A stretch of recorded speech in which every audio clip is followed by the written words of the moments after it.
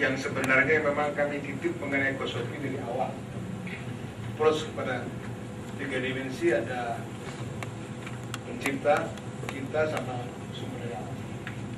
Puncaknya adalah yang tadi. Itu rupanya belum tergambar sebenarnya. Mas Bro. Selanjutnya kami persilakan. Yang kami hormati Pak Rektor yang mewakili Rektor UIB, para penguji, sama Bapak Wakil Menteri Agama, dan yang saya banggakan Promovendus Saudara Nurdin. Pertama-tama tentunya saya memberikan apresiasi dan penghargaan atas karya yang sudah dapat dihimpun, dan ini juga merupakan satu apresiasi juga dari kami. Saudara mengambil tema Eko Pesantren yang kebetulan dalam beberapa tahun ini menjadi salah satu prioritas di dalam program Kementerian Lingkungan Hidup. Jadi saya kira secara filosofis kita mempunyai pemikiran yang sama, bahwa ranah kepercayaan agama itu mempunyai posisi yang sangat strategis di dalam memperkuat atau mempercepat kembalinya kesadaran kita kepada lingkungan. Jadi saya kira dalam tataran itu kita mempunyai pemikiran yang sama. Dan ini juga merupakan kesempatan saya, terus terang Pak Hadi dengan Saudara Rudi ini yang saya panggil sehari-hari, dapat berdialog dalam ranah keilmuan, karena biasanya kami praktis betul di dalam memahami ini, karena Rudi ini partner kami di dalam mengembangkan program yang terkait dengan Islam dan lingkungan. Jadi saya kira saya ingin juga mendalami seperti hal tadi yang sudah ditanyakan dari awal. Kalau tadi mungkin pembahasan dari sisi pesantren itu sendiri dalam wahana keislaman, dan ini juga seringkali saya sendiri waktu itu mempertanyakan kepada ahli-ahli atau yang memahami pesantren dan Islam itu sendiri, apakah terminologi eko pesantren itu tepat gitu.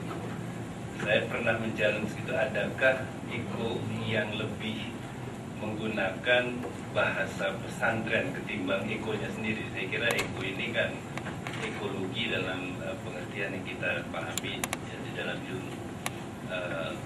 ilmu barat lah, seperti itu. Namun memang tidak pernah terjawab, dan barusan kita juga mendengarkan pencerahan dari Wakil Menteri bagaimana harusnya kita memahami itu. Nah, saya kemudian tergelitik juga sebelum saya bertanya lebih dalam lagi. Saya ingin ini Pak, tadi Prof. Hendus menambahkan satu dimensi di dalam konsep pembangunan berkelanjutan. Ada dimensi spiritual yang kita ketahui, pembangunan berkelanjutan baik di dalam berbagai kebijakan maupun sekarang masuk di literatur keilmuan, itu adalah integrasi dari sosial, ekonomi, dan lingkungan. Dalam beberapa literatur pembangunan berkelanjutan, bahkan sekarang diyakini bahwa ketiga elemen tersebut, kalau mau disebut sebagai elemen, itu dapat dianalogikan sebagai DNA yang tidak bisa terpisahkan satu sama lain. Jadi kalau satu diangkat, maka mematikan yang lain. Dan rasa-rasanya seperti itu. Nah, saya ingin bertanya dulu, apakah ada bangunan literatur yang sudah menambahkan aspek spiritual di dalam konsep itu? Dari mana itu bersumber? Apakah pemikiran Saudara Prof. Hendus sendiri? Kalau iya pemikiran, tentunya di dalam tulisan ini harus ada satu kajian yang dapat meyakinkan bahwa memang konsep pembangunan berkelanjutan ditambahkan aspek tersebut. Apakah ini suatu penelitian atau ini pendapat Prof. saja? Mungkin ini bisa dijelaskan. Terima kasih Pak Henry. Saya menemukan literatur itu dari tulisan Martin Parma. Beliau itu adalah salah satu penggagas pendiri dari Alliance of Religion and Conservation, organisasi konservasi organisasi yang memfasilitasi seluruh agama-agama, tidak hanya Islam. Ada 8 agama yang ada di dunia difasilitasi, yang mengetengahkan tulisan itu. Saya kira nanti saya akan melihat lagi kalau memang saya terlupa, tapi tulisan itu ada. Dan yang terakhir, ketika kami berkumpul di Windsor, semua agama berkumpul, dan Ban Ki-moon mengakui bahwa dimensi agama merupakan, Pak Henry, saya pinjam terminologinya sebagai soft approach di dalam ini. Maka kemarin dari segi praktis sebenarnya ada perkembangan terakhir mengenai Islamic banking yang juga akan memasukkan unsur-unsur ekologi, ekonomi, dan sosial di dalam dimensi etika agama itu. Jadi agama akan menjadi sebuah frame yang akan menjadi koridor bagaimana implementasi ekologi, ekonomi, dan sosial. Di dalam Islamic Syariah sudah mulai dibahas mengenai Islamic Finance, yang di dalamnya memasukkan dimensi spiritual, spiritual dalam arti luas. Jadi literatur itu ada, Pak. Saya akan tambahkan kalau mungkin saya terlupa, dan itu saya kutip dari Martin Parma. Ulasan yang lebih mendalam lagi, karena apalagi kalau barusan kita mendengarkan penjelasan dari Pak Wakil Menteri, bagaimana posisi spiritual mungkin secara lebih luas yang tidak bisa kita sederhanakan. Saya kira tidak setara antara dimensi sosial dengan spiritual, apalagi ekonomi dan spiritual. Jadi mungkin ini perlu satu kajian lagi yang bisa nanti memberikan dasar-dasar ilmiah gitu, bahwa memang konsep pembangunan berkelanjutan perlu menambahkan itu. Jadi saya kira ini perlu untuk kita memahami, karena yang kita tahu dan kita gunakan di banyak forum pembangunan berkelanjutan belum memasukkan atau spiritual itu tidak menjadi bagian yang disetarakan dengan dimensi sosial, ekonomi, dan lingkungan. Nah, itu yang pertama. Nah, karena ini akan terkait juga nanti dengan yang sebetulnya saya cari juga. Saudara Prof. tidak secara jelas memformulasikan jadi yang dimaksud dengan ekopesantren itu apa sebetulnya. Apakah tadi yang pesantren sebagai bangunan fisik yang kemudian kita sering temukan sekarang di dalam konsep lingkungannya, itu adalah misalnya green building, dan itu sudah berkembang jauh. Apakah itu, atau yang softnya yang sekarang juga berkembang dalam berbagai program pendidikan lingkungan, misalnya budaya sekolahnya, mata ajarnya, cara mendidiknya, dan sebagainya. Apakah itu, atau lebih jauh lagi tadi sebagai satu subculture. Nah, ini yang memang saya kira diskusi kita juga di dalam berbagai forum mencari sebetulnya ekopesantren ini di mana yang dapat kita pakai. Dan pengalaman kami, nanti mohon saya kira juga Prof. Hendus bisa memberikan tanggapannya, dan saya tidak menemukan ulasannya di sini. Di dalam perjalanan Kementerian Lingkungan Hidup mengembangkan ekopesantren, itu ada satu hal yang menjadi bukan kendala, tetapi yang harus kita pahami dari sisi pemerintah.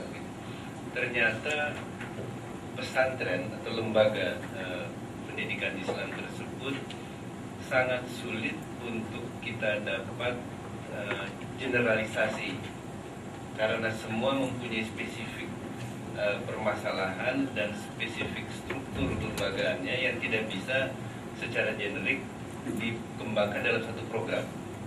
Nah, ini berkaitan dengan desain yang saudara tawarkan. Kami tidak pernah bisa menemukan desain generik program gitu untuk eko pesantren dalam pengertian yang kita kembangkan selama ini. Karena waktu kami pernah lakukan semacam survei gitu, tidak ada kesamaan antar pesantren yang dapat memformulasikan sebetulnya masalah lingkungan apa yang dapat menjadi muatan pesantren-pesantren tersebut. Nah, ini apakah itu karena tingkat pengetahuan? Tapi saya kira mungkin bukan itu, tetapi karena memang ada perbedaan-perbedaan spesifik dari pesantren-pesantren tersebut. Nah, ini berkaitan dengan 3 pesantren yang diambil. Apakah itu menjadi sampel, contoh atau representasi dari tipologi pesantren-pesantren yang selama ini kami coba kembangkan programnya, atau ada hal lain selain yang tadi dipilih Jawa Barat sebagai satu tempat yang wilayah yang jumlah pesantrennya banyak. Nah, ini mohon komentar bagaimana dapat dikembangkan satu program nasional dengan tipologi pesantren yang relatif menurut kami sulit untuk digeneralisasikan. Bagaimana itu nanti di dalam pengembangan program itu sendiri? Terima kasih. Saya catat mengenai pertanyaannya mengenai istilah yang tepat tentang eko pesantren. Selama ini di dalam dialog belum ada yang menawarkan istilah lain, tetapi hanya ketika ada sosialisasi mengenai eko pesantren di pesantren, tadinya eko itu pakainya pakai C, tapi ada kiai yang protes itu C, kenapa C gitu ya? Karena C itu yang terminologinya tidak adaptif, berbauan barat-barat. Kemudian pakai eko pesantren, pakai K, sama dengan kita mengistilahkan adaptasinya dengan ekosistem ekologi dalam bahasa Indonesia. Itu yang sementara ini kita temukan. Mudah-mudahan nanti berkembang dengan ekosupism, lalu seperti Pak Profesor Nasruddin Umar tadi, ekosopi dan sebagainya, kita akan menemukan hal yang baru. Lalu terkait dengan desain, Pak, memang tidak ada yang generik, memang seperti itu yang kita temui, dan keunikan inilah sebenarnya merupakan challenge kita bersama untuk pesantren. Oleh sebab itu desain ini membuat beberapa pilihan. Kalau pesantren ingin melakukan program-program yang terkait dengan lingkungan,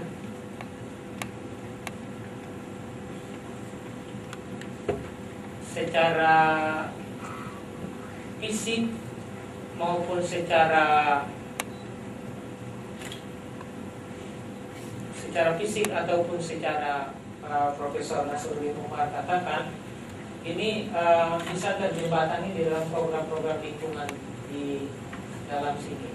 Jadi ada masalah yang terkait dengan lingkungan fisik, misalnya air, transportasi limbah, sampah, pesantren hidup sehat, keanekaragaman hayati, lahan pesantren. Tapi mungkin aspek spiritual kita masukkan kurikulum fikih lingkungan misalnya, khutbah lingkungan. Itu juga sebenarnya desain ini akan terbuka. Jadi kita nanti berkembang bagaimana kebutuhan implementasi di lapangan kita bisa luaskan. Jadi disertasi ini sebenarnya harus diakui tidaklah sempurna. Nanti akan untuk sementara desain ini saya kira akan dapat membuat satu bentuk pesantren yang bukan saja ramah lingkungan, tetapi sikap dan perilaku komunitas akan berubah. Demikian tujuan dari desain ini, saya kira. Saya kira itu, Pak.